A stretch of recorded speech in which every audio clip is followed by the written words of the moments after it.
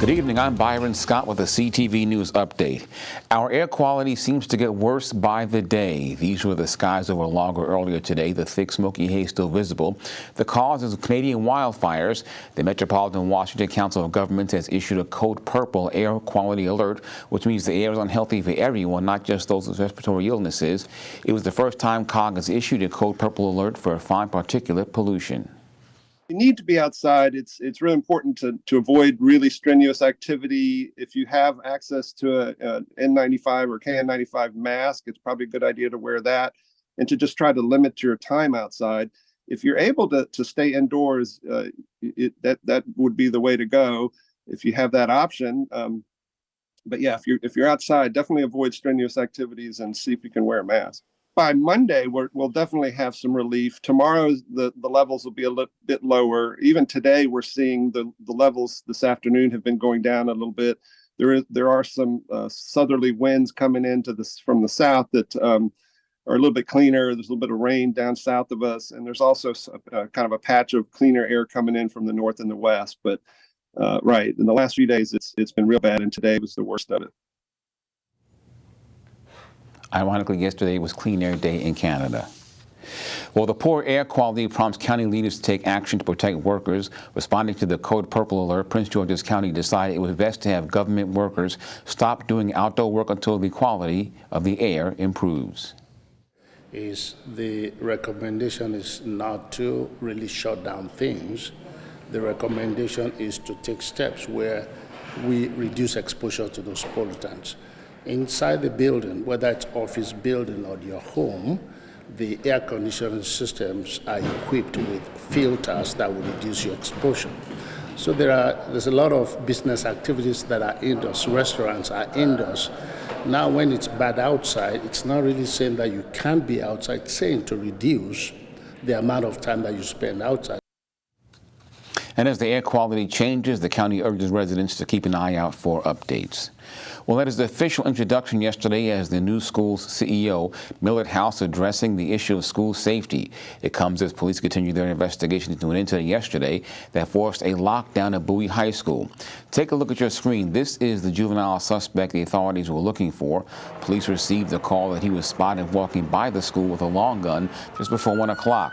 A second call to police indicated that he may have entered the building. The suspect was found 2 hours later near the school. It turns out he was carrying an airsoft pistol. Here's what the incoming CEO said yesterday about safety issues.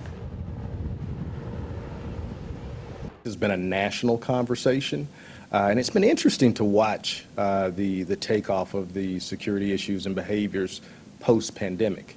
It's really, quite frankly, we've seen the uptick across the country. Part of my induction into this community is really understanding where the hotspots are, listening, looking at the data, understanding where the financial opportunities are to support.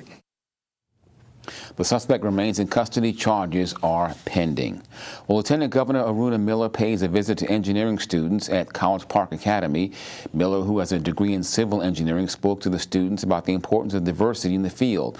The students are taking part in Engineering for Us All program, which is a National Science Foundation high school program that aims to increase student and teacher access to the field nationwide.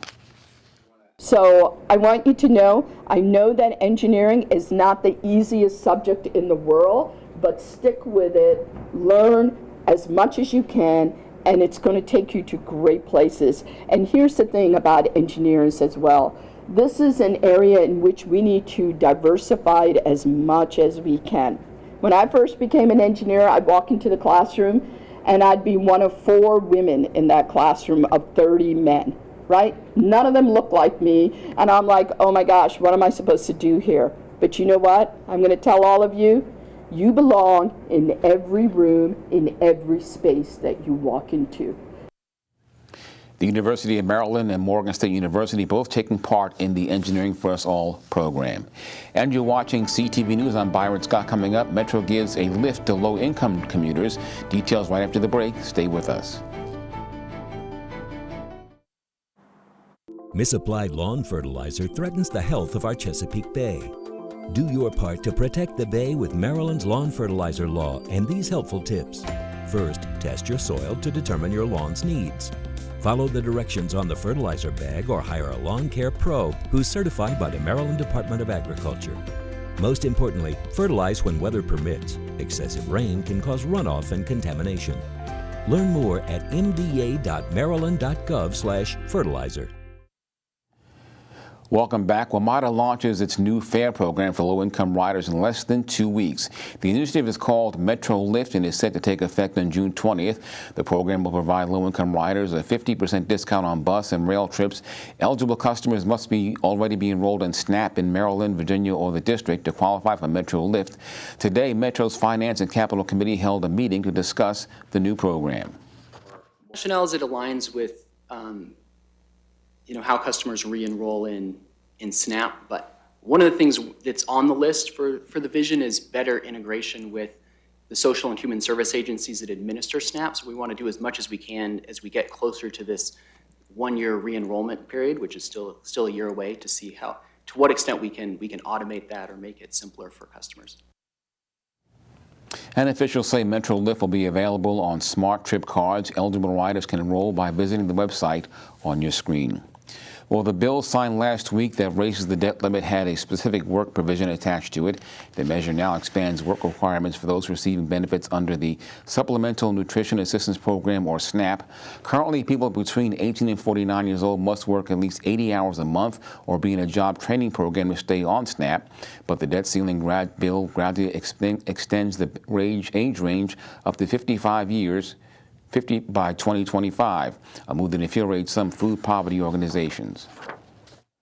We know the majority of the people who are getting these programs are not Black. We also know that the majority of the people who are not working shouldn't be working. We're not looking for child labor or for seniors or for the disabled, and that's the majority. And for the folks who are the working poor, who are working as many hours as they can, but they don't determine their hours, those folks are going to have challenges as well. And the other problem with this new change, taking it from age 50 to age 54, we know that folks face age discrimination in the workplace. By threatening to take away their food or taking away their food, we don't do anything to help them or to help our community. Those who have aged out of the foster care system, people experiencing homelessness, and veterans are exempt from the expanded work requirements. Well, County Executive Angela Alsop-Brooks has named Antonio Driver as the county's first LGBTQ+ liaison. Driver's previous work experience includes serving as a family support worker for Catholic Charities in D.C., case manager for the Village Center in New York City program, and program manager for HIV testing program with the Pittsburgh AIDS Task Force. Driver is set to start on June 19th. And Governor Wes Moore issues an executive order this week protecting gender-affirming care in the state of Maryland. The measure prohibits sharing medical records of transgender individuals for potential investigations. The order, which was signed Monday night, follows Moore's recent proclamation recognizing June as Pride Month in Maryland.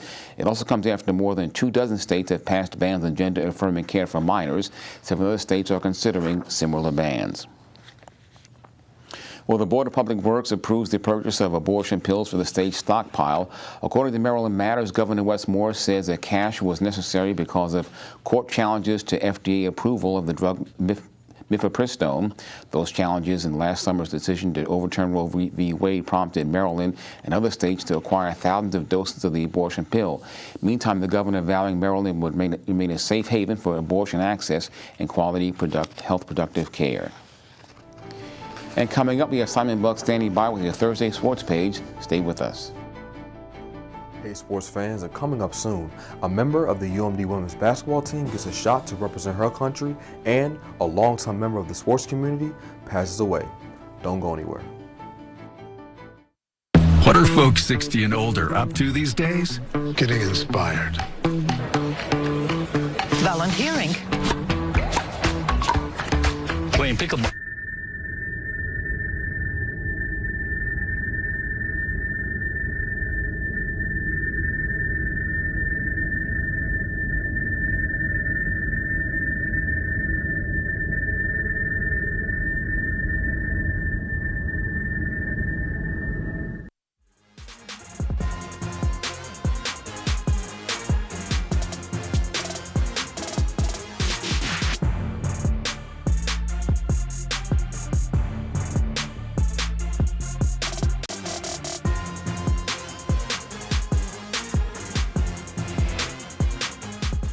All right, everyone, it's time for your Thursday sports page. We'll start with some college basketball. A member of the UMD women's basketball squad has been given the opportunity to represent her country.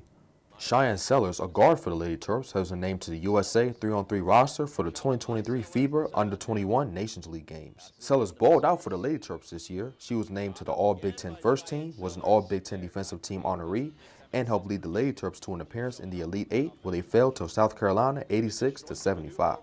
The Nations League games will take place from June 23rd to the 29th in China. Switching to the NFL, the Washington Commanders struggled with injuries last year, mainly on the offensive line.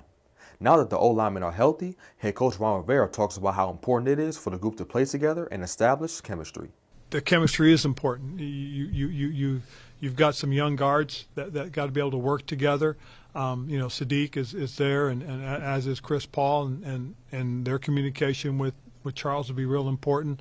Cornelius Lucas has done a really nice job, though, working with those young guys, and he's a guy that we know we can always count on as well. So it will be, communication will be important. It's been really kind of neat to watch it. I think Nick has handled it very well as far as the center position has gone. You see those guys coming together and pulling in the right direction. Moving on to some unfortunate news, Lawrence Johnson, a longtime sports photographer, has passed away. Taylor shot a variety of events and games at Bowie State, Morgan State, and Howard University. Marvin Jackson, a longtime friend, spoke about his legacy. He was a guy who everybody that knows HBCU sports in this area, they know Lawrence. The athletes, the coaches, everybody who was officially with the HBCUs in this area, they know Lawrence Johnson. And some of the things that people are saying is that he was a kind man. They're saying that he was a legend. He was the GOAT. And all those things are what I would say about him, too. Wrapping up sports, due to the poor air quality, the Nationals and Diamondbacks game that was supposed to be played today has been postponed. The two teams will make up the game on Thursday, June 22nd. And that is your Thursday sports page. Simon Buggs, CTV Sports. And Lawrence Johnson was 73 years old. Let's get a quick check now at our 3-day weather forecast. Tonight, hazy with a low near 55. Tomorrow, possible showers with a high around 75. Saturday, bright and sunny with a high near 81. And Sunday, even hotter with a high temp of around 88 degrees. And now for the community calendar, the Laurel Mayor Summer Job Program is back. Local kids will get a chance to learn about the government and get paid while doing it. The application deadline is noon tomorrow. The program is only for residents ages 14 to 16. Applications can be found on the website on your screen. And that's our news for tonight. I'm Byron Scott. See you tomorrow night. Bye.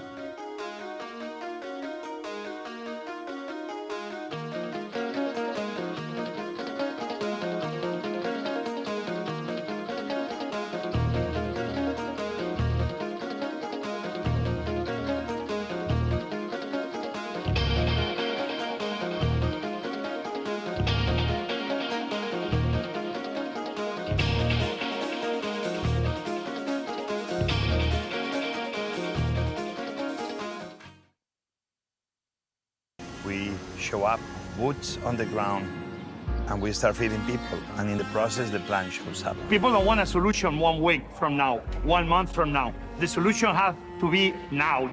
You began taking care of people, the reconstruction begins much earlier. Here we are with more than 40 small farmers that we are giving grants. One day they will have a very big percentage of the foods they consume produced right here in the island. Food relief cannot be about check.